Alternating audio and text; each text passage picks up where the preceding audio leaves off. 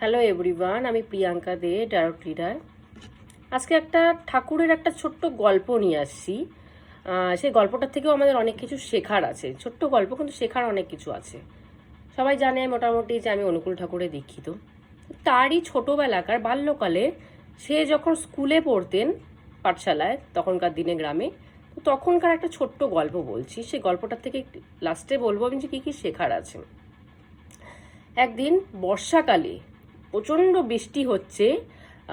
সেই টাইমে ঠাকুর স্কুলে উপস্থিত ছিলেন। তো হঠাৎ করে বৃষ্টি নামার সাথে সাথেই হঠাৎ করে ঠাকুর বলে উঠলেন তার শিক্ষককে যে আমার স্কুল ছুটি লাগবে, আমি এখন বাড়ি যাব। তো ঠাকুর সবার থেকে আলাদা, ছোটবেলার থেকেই আলাদা ছিলেন। তো সেটা তার স্কুলের সবাই, শিক্ষক শিক্ষিকা সবাই জানতেন যে অনুকূল সবার থেকে আলাদা। আর সে কোনোদিনও স্কুলের মাঝখানে কোনোদিন ছুটি চায়নি বাড়ি যাওয়ার জন্য। হঠাৎ করে শিক্ষক ভাবছেন এই এত বৃষ্টি বর্ষা হচ্ছে, এর মাঝখানে কি করে বাড়ি যাবে। যখন সে জিজ্ঞাসা করলো কিছু অসুবিধা হচ্ছে, ঠাকুর বলছেন না। বলছে কিছু কাজ আছে। ঠাকুর বলছেন হ্যাঁ একটু কাজ আছে। কিন্তু শিক্ষক বলছেন যে এত বৃষ্টির মধ্যে কি করে বাড়ি যাবে তুমি, বৃষ্টিটা একটু কমুক তারপর তুমি বের হও। আর শিক্ষকও জানে যে ঠাকুর কোনো দিন এমনি নর্মালি স্কুল থেকে ছুটি নেয়নি। তো স্কুল থেকে যখন এই এত বৃষ্টির মধ্যে ছুটি চাচ্ছে, তার মানে ঠিকই সেরকম কোনো জরুরি কাজ তার মনে পড়ে গেছে, ওই জন্যই ছুটি যাচ্ছে। না হলে এ ছুটি যাওয়ার ছাত্রই না, সবাই তাকে চেনে স্কুলে। কিন্তু ঠাকুর তো উস্কুস করেই যাচ্ছে। সে জানলার দিকে তাকিয়ে আছে, কখন বৃষ্টি কমবে। সে আর শান্তিতে থাকতে পারছে না। শিক্ষকও ভাবছে হঠাৎ করে ক্লাসে বসেছিল, এমন কি হয়ে গেল, উস্কুস করে। শিক্ষকও তাকে নজর দিচ্ছে যে কি এমন হয়ে গেল, হঠাৎ করে এমন কি কাজ মনে পড়ে গেল। কিন্তু সে আর শান্তিতে থাকতে পারছে না সেখানে বসে। সে ওয়েট করছে কখন বৃষ্টি থামবে, কখন বেরোবে। বৃষ্টি থামার সাথে সাথে ঠাকুর আবার বলে উঠছেন শিক্ষককে, শিক্ষক মশাই বৃষ্টি তো কমে গেছে, আমি এবার আমি রওনা দিই। শিক্ষক মশাই বলছে ঠিক আছে চলো। শিক্ষক মশাই ঠাকুরকে হাত ধরে নিয়ে প্রিন্সিপালের অফিসে গেছেন, যে তো ছুটি যাচ্ছে, বাড়িতে কিছু হয়তো কাজ মনে পড়ে গেছে। তো প্রিন্সিপালও ঠাকুরকে চেনেন যে এই ছাত্র সবার থেকে আলাদা, তার ব্যবহারই আলাদা।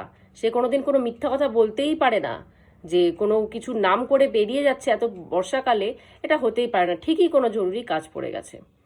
তো সে প্রিন্সিপাল বলছেন ঠিক আছে। তো তার ক্লাস টিচারকেই বলছেন যে আপনি গিয়ে ওকে ছেড়ে আসুন, একাইভাবে ছাড়বেন না, ওকে যা ছেড়ে আসুন। তো সেই মতে ক্লাস টিচার তাকে ছাড়তে গিয়েছে ঠাকুরকে। তো কিছুটা দূর যাওয়ার পরে ঠাকুর বলছেন আপনি এবার চলে যান শিক্ষক মশাই, আমি এখান থেকে চলে যাব, বেশি তো দূর আমার বাড়ি না, আমি চলে যাব এখান থেকে। তো শিক্ষক বলছেন পারবি তো তুই? বলছে হ্যাঁ হ্যাঁ আমি পারবো, আপনি চলে যান, আমি এক দৌড়ে বাড়ি চলে যাব। শিক্ষক মশাই বলছে ঠিক আছে। শিক্ষক মশাই রওনা দিয়েছেন স্কুলের দিকে। ঠাকুর যে টাইমে শিক্ষক মশাই রওনা দিয়েছেন, সেই টাইমে তড়ি ঘড়ি করে ব্যাগ পিঠে নিয়ে উদ্ধশ্বাসের দৌড় দিচ্ছে ঠাকুর। কোথায় গেছেন? একজন বয়স্ক মুসলমান মানুষ, বয়স্ক 80-90-র উপর বয়স একজন মুসলমান মানুষ, এই এত বৃষ্টিতে পা ছেঁচলে নর্দমার পাশে বলা যায় না, কোনো একটা গর্ত জায়গায় পড়ে গেছে। সেখানে পড়ে সে এত বয়স্ক, নিজে উঠতেও পারছে না, এত মুষলধারে বৃষ্টি, উঠতে গেলেও পিছলে যাচ্ছে, আশেপাশে কোনো লোক নেই। সে ঊর্ধ্বশ্বাসে চিৎকার করে যাচ্ছে, হে আল্লাহ আমাকে বাঁচাও, হে আল্লাহ আমাকে বাঁচাও। সে আল্লাহ আল্লাহ বলে চিৎকার করে যাচ্ছে। সেটা ঠাকুর স্কুলে বসে শুনতে পেয়েছে যে কেউ তাকে ডাকছে আল্লাহ আল্লাহ বলে। ঠাকুর সে শোনা মাত্র সে আর শান্তি পাচ্ছে না, যে কখন যে তাকে বাঁচাবে, উঠাবে। সে তার জন্য স্কুল থেকে বেরিয়ে দৌড়ে গেছে তার কাছে, গিয়ে তাকে ধরে টেনে তুলছে। তখন সে মুসলমান ভদ্রলোক, বয়স্ক লোক, বয়োজ্যেষ্ঠ মানুষ, সে বলছে আমি কতক্ষণ ধরে এখানে পড়ে আছি আর আল্লাহ আল্লাহ বলে আমি চিল্লাই যাচ্ছি, কেউ আসছে না বৃষ্টির মধ্যে। ঠাকুর বলছেন তুমি তো চিল্লাচ্ছ, আমি তো শুনতে পাচ্ছি, কিন্তু এত বৃষ্টিতে তো আমাকে স্কুল থেকে ছাড়ছে না, আমি কি করব? আমিও তো ওখানে বসে শান্তি পাচ্ছি না, আমি তো শুনতে পাচ্ছি যে তুমি চিল্লাচ্ছ, কিন্তু আমি তো ওখানে স্কুল আমাকে ছাড়তেছিল না, এই জন্য আমার আসতে দেরি হয়ে গেল, না হলে আমি আগেই বৃষ্টির মধ্যেই আমি স্কুল যদি ছাড়তো আমি বৃষ্টির মধ্যেই চলে আসতাম তোমার কাছে। তখন সে বলছে তুমি কি আমার আল্লাহ? তখন ঠাকুর বলছেন এত সুন্দর কথা যে তুমি যাকে ডাকছো সেই তো আসবে, ডাকছো একজনকে, অন্য লোক থোড়েই না আসবে। মানে ইনডাইরেক্টলি বুঝিয়ে দিল তুমি ডাকছো আল্লাহ বলে তো সেই আসবে, অন্য লোক থোড়েই না তোমাকে উপকার করতে আসবে।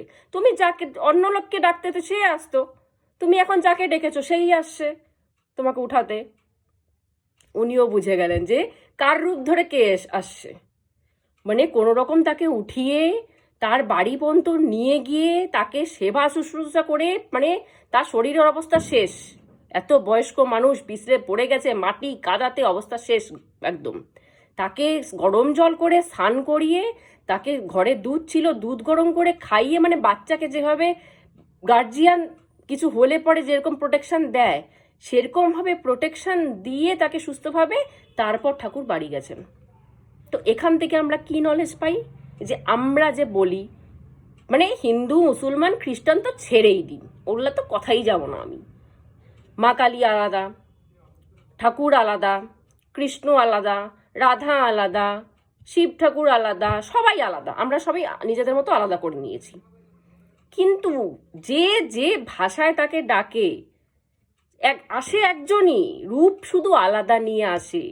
আমি যদি আল্লাহ বলি যে আসবে, আমি যদি গড বলি যে আসবে, আমি যদি মা বাবা গুরু যাকেই বলি একজনই আসবে। আমার যে রূপ পছন্দ, আমার কাছে যে ঠাকুর যে রূপে দেখা দিয়েছেন, আমি তাকে যেভাবেই ডাকি না কেন সেই আসবে।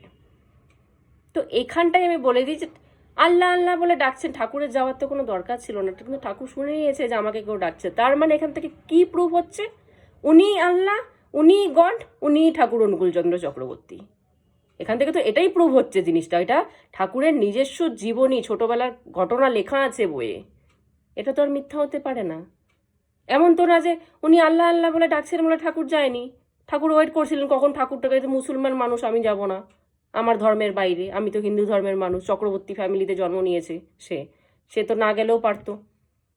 সে কোনো হিন্দু মানুষ পড়ে গেলে ঠাকুর ঠাকুর বলে ডাকলে সে যেতে পারতো দৌড়ে, কিন্তু সে তো তা করেনি। সে আল্লাহ আল্লাহ শুনেছে, সে দৌড়ে চলে গেছে। তার আর স্বস্তি হচ্ছে না, স্কুলে বসে শান্তি পাচ্ছে না সে, কতক্ষণে গিয়ে তাকে ধরবে, এত এত ডেকেছে তাকে, তার মন কাঁদছে স্কুলে বসে ওখানটায়। কিন্তু আমরা সব ঘেটে করে বসে আছি। মানে ধর্ম তো আলাদা ব্যাপার, আমরা হিন্দু ধর্মের মধ্যেই সবাইকে আলাদা ভেবে বসে থাকি। তো এই একটা ছোট্ট ঘটনার থেকেই বোঝা যাচ্ছে যে কেউই আলাদা না, সোর্স একটাই, এনার্জি একটাই। আমি আগের দিনও হয়তো একটা ভিডিওতে বলছি, এনার্জি একটাই, সোর্স একটাই, যে যে রূপে ডাকে তার কাছে সেই রূপে আসে, ব্যাস। এর থেকে বেশি আর কিচ্ছু নেই। শুধু আলাদা ভেবে, অনেকেই আছে ভাবে যে আলাদা, সব কিছু আলাদা, কিন্তু আলাদা না, কেউই আলাদা না। ডাকলে পরে সেই আসবে, যাকে আমি ডাকছি সে সেই রূপেই আসবে তখন আমার কাছে, আমার যে রূপ পছন্দ সেই রূপেই আসবে, আর কিচ্ছু না এর থেকে বেশি। অনেকে আবার এই জিনিসটা ধারণা করে রাখে যে এই ঠাকুরের সাথে, অনেকের বাড়িতে এই কালচারটা আমি শুনি যে এই ঠাকুরের সাথে এই ঠাকুর বসানো যাবে না, এই ঠাকুরের সাথে এই ঠাকুর বসানো যাবে না। কেন? সবাই তো এক, তাহলে বসানো যাবে না কেন একসাথে?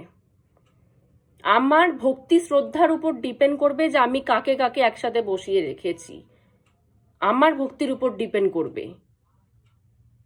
তো কারোর সাথে কাউকে বসানো যাবে না এরকম কোনো মানেই নেই। রূপ শুধু আলাদা, সোর্স তো একটাই, তো তাকে আলাদা আলাদা করে বসানোর কি মানে হয়? সুতরাং এই জিনিসগুলো আমার মাথায় ঢোকে না, সত্যি মাথায় ঢোকে না এই জিনিসগুলো। তো এইসব উদাহরণ দিয়ে ঠাকুর বারবার করে বুঝিয়ে গেছেন যে কেউ আলাদা না, যে ধর্মে যাকে ডাকা হয়েছে সে একজনই, সেই আল্লাহ, সেই শ্রীকৃষ্ণ, সেই ঠাকুর, সেই গড। এতটুকু একটা গল্পের মাধ্যমে সেইটা বুঝিয়ে দিয়ে গেছে। সেটা, এগুলোকে ঠাকুরেরই লীলা বলে।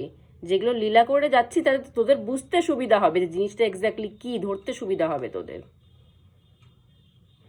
তো আজকের মতো ছোট্ট গল্প নিয়ে এসেছিলাম ঠাকুরের একটা। তো আজকের মতো আমি এখানেই স্টপ করছি। জয় গুরু।